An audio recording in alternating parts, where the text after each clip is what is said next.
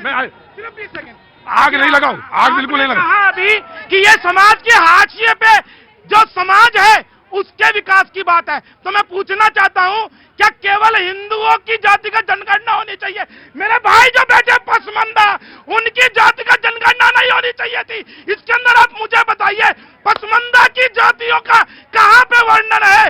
कौन सा कितना परसेंट है, उसकी जानकारी है क्या? 60 साल से जो समाज लगातार हाशिए पर चला गया, नरेंद्र मोदी जी उसके लिए लड़ रहे हैं, उसका किसी ने याद किया? मुस्लिम समाज में जो जातियां हैं और जो हाशिए पे हैं, उनका रिजर्वेशन का जैसे तमिलनाडु में है, उन्होंने दिया है। तो मैं जो पूरी हिस्ट्री, क्योंकि लंबी लड़ाई है। और एक बात और बता दे, ये लड़ाई नहीं है, ये बरैया का छत्ता है। हमने हमेशा कहा ये अभी निकला है, अभी बहुत दूर जाएगा। जी हाँ, अरे आ रहा हूं, 10% से ज्यादा की बात होगी। हाँ जी, बिल्कुल गरीब की बात होगी, मैं जरूर बात करूंगा। किसी ने कहा रुंझुन बोलते हैं, रुंझुन, करो रुंझुन।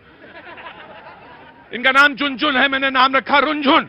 रुंझुन कहते हैं देश में, पूरी दुनिया में 2 ही जातियां होती हैं साहब, एक गरीब, जोर से बोलो भगा दूंगा, हैं? एक अमीर और एक गरीब। क्या नाम आपका? अतीक अहमद। अतीक अहमद। एक मिनट, क्या नाम? अतीक अहमद, अमरोहा, शांति की नगरी, अमन की नगरी अमरोहा। बोले कि देश में सिर्फ 2 ही जातियां हो, तो अतीक भाई कहते हैं कि एक अमीर और एक गरीब। Congress will get the chance and the BJP will respond.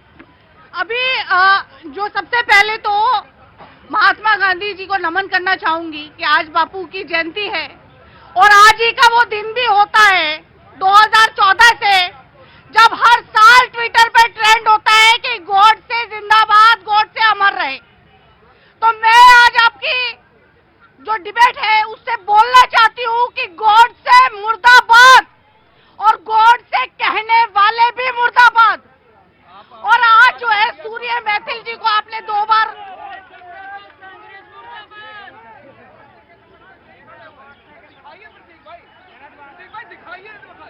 एक बात मैं एक बात मैं कहना चाहता हूं कि पता नहीं क्यों नाम लिया आपने, ऋतु क्यों नाम लिया?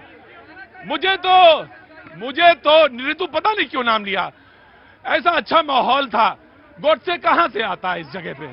कोई जनाब अली, कोई जिक्र बनता है क्या गोडसे का? कुछ नहीं बनता, कोई जिक्र नहीं बनता। और जब गांधी की बात हो रही हो, बच्चे मौजूद हो, गॉडसे नहीं टिकता फिर। हाँ? जब गांधी जी का जिक्र हो तो कोई नहीं टिकता। गॉडसे तो चीज क्या है? और ये बात आमिर भाई आपने बहुत पते की कही, जब वो गांधी का आवृत्त बनता है तो बड़े बड़े छुप जाते हैं उसके अंदर, फिर कोई नहीं दिखता। आप अपनी बात कहिए, गोडसे का कोई मतलब नहीं है। प्रतीक जी, चलिए आपने कहा कि गॉडसे का जिक्र नहीं करना चाहिए, लेकिन आप इस बात का तो जवाब देंगे कि क्यों एक ऐसा वर्ग तैयार किया जा रहा है जो गॉडसे जिंदाबाद बोलता है, अभी यहाँ भी मौजूद है। दूसरी बात छोड़िए, चलिए आपको अनकंफर्टेबल है तो कोई बात नहीं, मुझे कोई अनकंफर्टेबल, मैं साफ बोलता हूं, अगर कोई यहाँ पे गोडसे का नाम लेता है तो सबसे पहले आप, और अगर किसी ने कहा कुछ भी उसके आगे जिंदाबाद या कोई नारा, वो इस सभा से छोड़ के जाएगा। लेकिन अब आप बोलिए, आपने जिक्र, देखिए एक बात मैं बताता हूं आपसे, ये राजनीति भी क्या चीज होती है। जहां पे सुई ना जा रही हो, जबरदस्ती, कोई मतलब नहीं गोडसे से। यही तो कांग्रेस है। हाँ जी, यही तो कांग्रेस है जो 70 साल से करते क्या आ रहे हैं, यही तो करते आ रहे हैं। गंदी अब आपने सुई खोली है। अब आप रुकिए,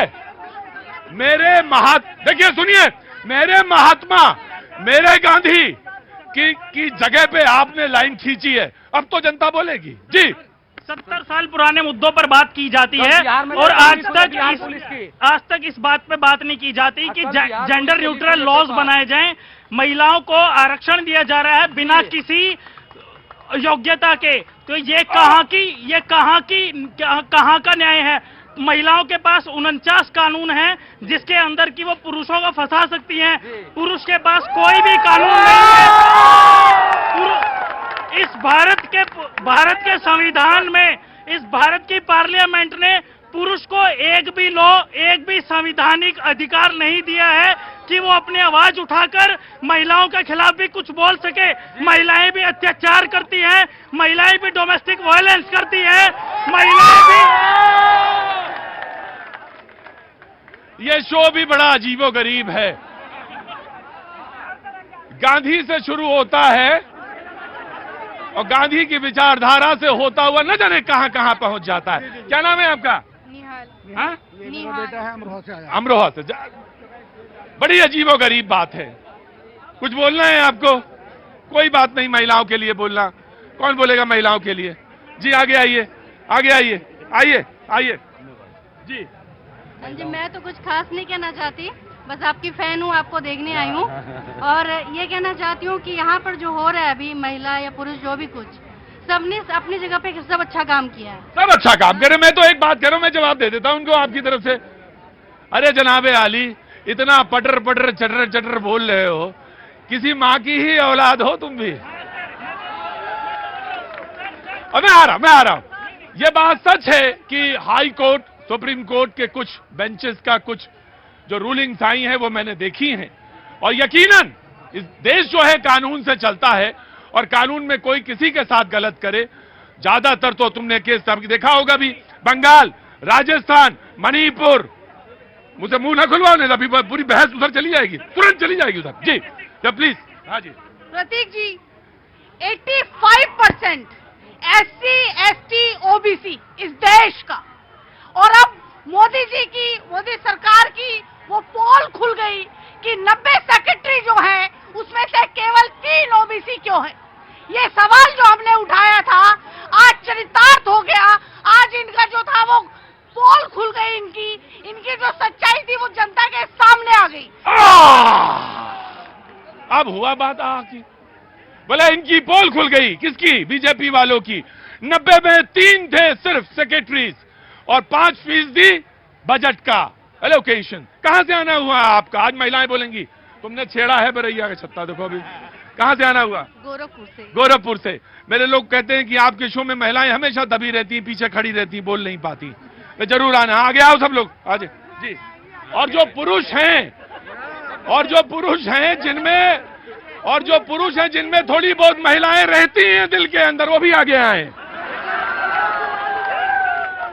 देखो भाई, मैं तो तुमसे बताऊं, मैं तो थोड़ा बहुत महिला नहीं, 3/4 हिस्सा महिला मेरे अंदर रहती है, तभी ये शो कर पाता हूं, वरना कर ही नहीं पाऊंगा। जी बोलिए, कुछ कहना है? महिलाओं का स्थान तो बहुत ऊंचा है। महिला ना रहे तो ये पूरी दुनिया ना रहे, और माँ का स्थान सर्व ऊपरी है। हाँ, सर्व ऊपरी है, उसका कोई अतुल्य। देखिए क्या है कि भैया ये बदलता समय है, बहुत सारी, सुनो, अरे तुम्हें नीचे नहीं कर रहा, मैं तुम्हारी बात कर रहा हूं। बदलता समय है, बहुत सारी चीजें नहीं आ रही हैं, और उसके अनुरूप हमें देखना पड़ेगा। देश के कानून, देश की व्यवस्था, उसके अनुरूप